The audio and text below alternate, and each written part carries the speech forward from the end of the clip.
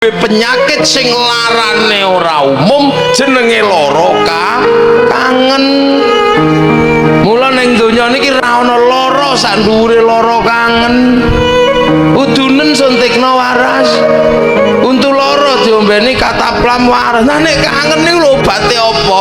Mangan ra enak, turu ra enak, ngising ra enak, weruh cagak kaya weruh rupane sing dikangeni. Enggak ada obatnya selain kekasih yang kita rindukan datang memeluk kita.